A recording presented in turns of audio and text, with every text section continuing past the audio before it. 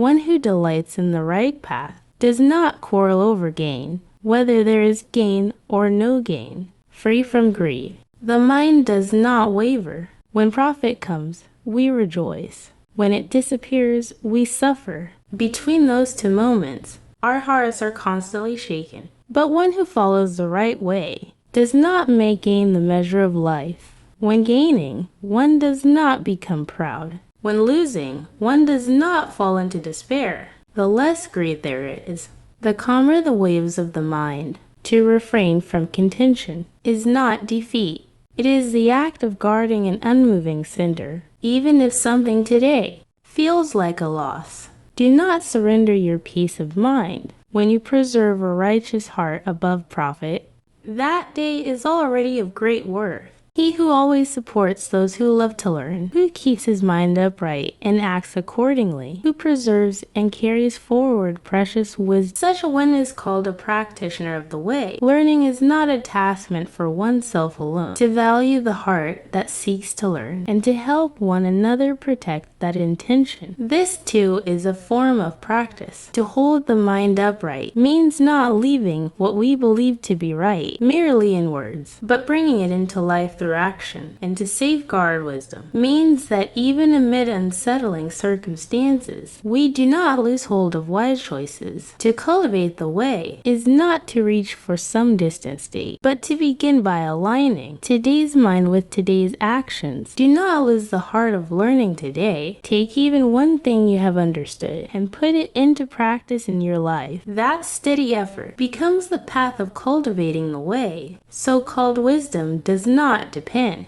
on eloquent speech. One who is fearless and unafraid, who firmly upholds what is good, that person is called truly wise. Wisdom is not revealed through clever words, more than fluent explanations. Steadfast action becomes the deeper teaching. To uphold goodness without fear is to establish within the heart a standard that does not change with circumstance, even if one suffers loss, even if one must stand alone.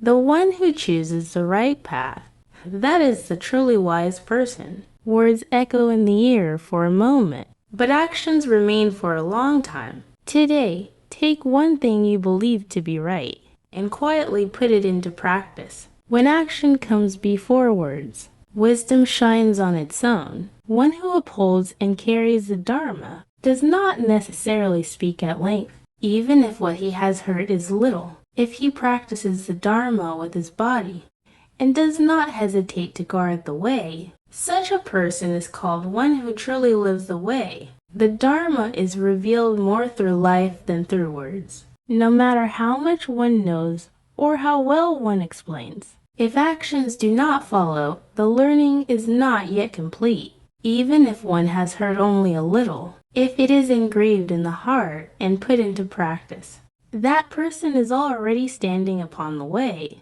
To guard the way is not something grand or dramatic. It is the courage to choose what is right in the face of small, everyday decisions. Today, try to live according to even one thing you have learned. Quiet practice itself is the surest way to uphold the Dharma. So-called elder does not necessarily mean one advanced in years.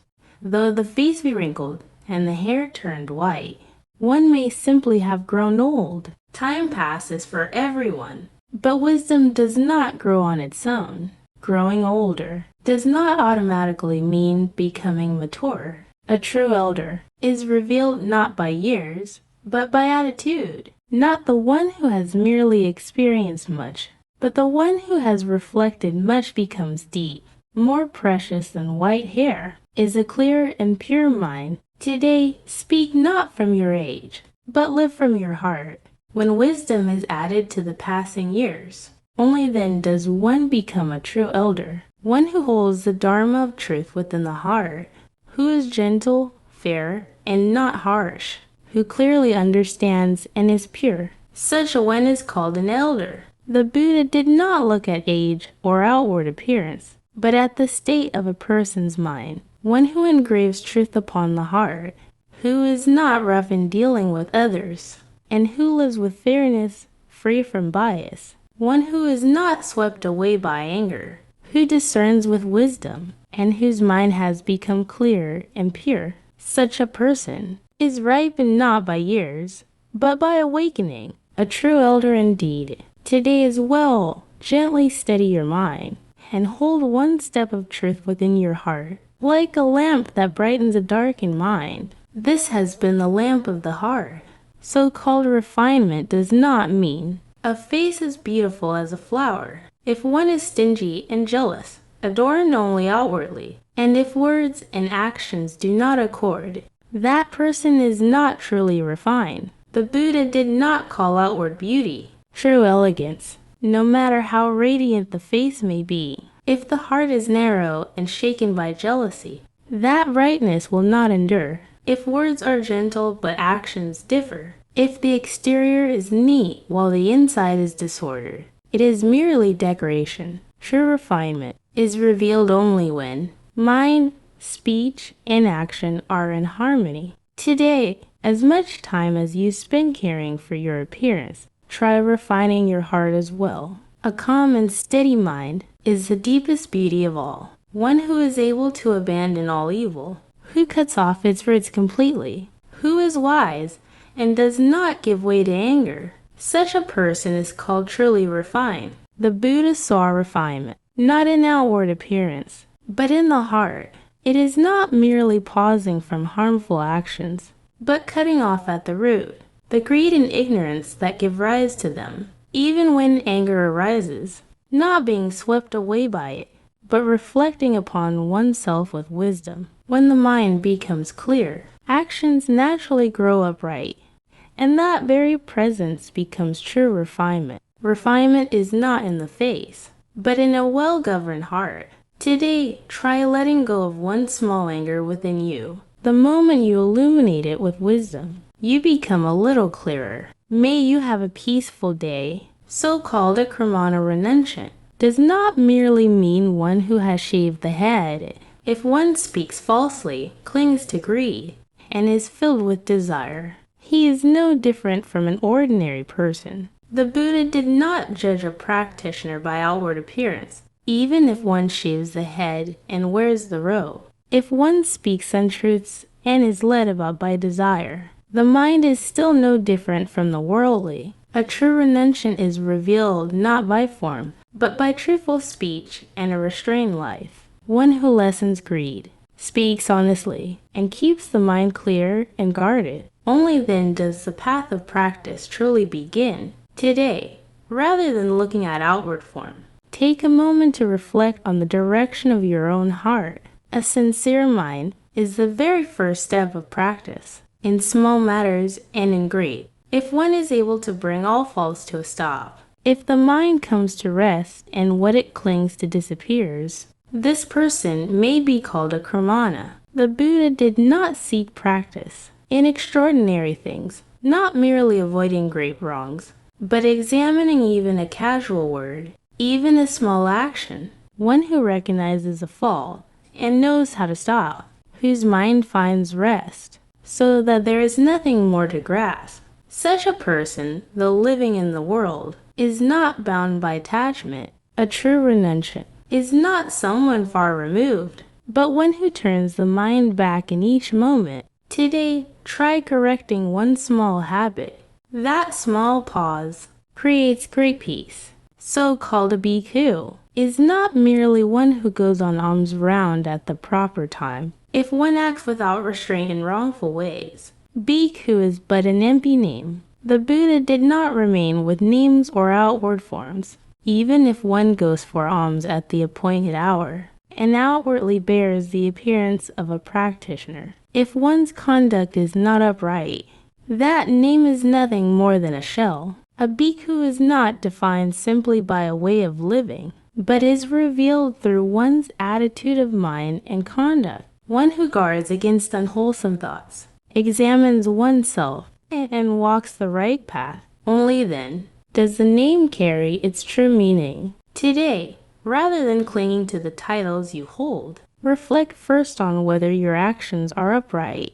Quiet practice is the deepest form of cultivation so-called one who abandons both sin and merit, cultivates pure conduct, and with wisdom is able to shatter evil. Such a person is truly called a bhikkhu. The Buddha did not remain merely at the level of avoiding wrongdoing. Even the accumulation of merit, if it becomes an attachment, is to be let go. Beyond the calculations of good and evil, of sin and merit, one who cultivates a right life with a clear mind, one who cuts through ignorance with wisdom, and breaks the evil within oneself. Such a person becomes a practitioner, not because of a name, but because of the life they live. A true bhikkhu is revealed not in outward form, but in a liberated mind. Today, set aside for a moment the calculations of right and wrong, gain and loss, and try living the day with a clear heart. May we walk together upon the path illuminated by wisdom. So-called benevolence cannot be expressed by words alone if the mind is not cleansed and cultivated. Virtue that appears outwardly is but empty. To be called a good and humane person is not accomplished by a few fine phrases, no matter how kindly one speaks, or how virtuous one appears on the outside. If the mind remains clouded, that virtue will not endure. Benevolence is not a title, but a fragrance that arises from a well-cultivated heart.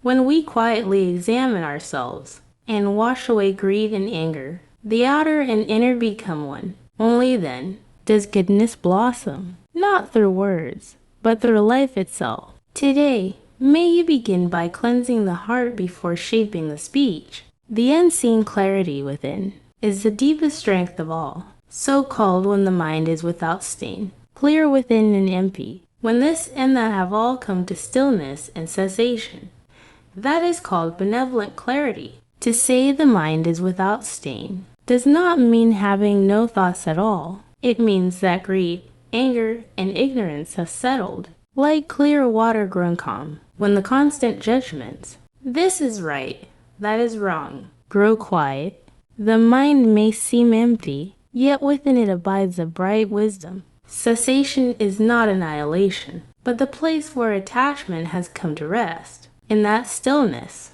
true goodness reveals itself. Today, pause for a moment and watch the ripples of your mind. Within quietness, clarity grows. So-called possessing the way is not to save only a single life, but to deliver all under heaven, harming none. That is the true way. The true way does not remain confined to the benefit of oneself alone, to help only those close to us, or to favor only those who agree with us.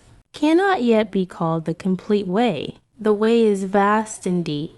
It does not discriminate. It does not harm, and it is open toward all beings. To preserve one side without injuring another, when compassion and wisdom walk together, only then does the path become whole. The true way is to embrace widely, yet practice quietly in daily life. Today, try holding in your heart even those who are different from you. A mind that does not harm makes the world wider. It is not a matter of speaking much about precepts. When one's conduct is filled with sincerity, and one attains the meaning of meditative stillness, there surely arises the joy of liberation. Knowing many rules is not the same as living rightly. One may speak of what is correct, yet if actions do not follow, that learning has not yet become life. When even a small promise is kept faithfully, when words and deeds grow truthful, the mind gradually becomes calm. Within that calm, concentration deepens, attachments loosen, and a lightness of joy appears. The joy of liberation is not something far away. It begins with sincere practice. Today, rather than knowing much, try practicing even one thing with honesty. That single step brings freedom to the heart. Yet I have not, because of this, tasted the joy of liberation. Bhikkhu, if the defilements in your mind have not yet been cut off, do not let your resolve rest, do not bend it. The path of practice is not completed all at once. Even after learning and practicing, there are times when the heart does not feel light, when defilements still seem to remain. This teaching tells us not to lose heart at such times. If defilements remain, it means you are still walking the path. When you do not stop your resolve, when you do not give up on yourself, and quietly take one more step forward, the mind gradually becomes clearer. The joy of liberation comes to the one who does not stop. If your heart feels shaken today, begin again right where you are. An unbending resolve completes the path.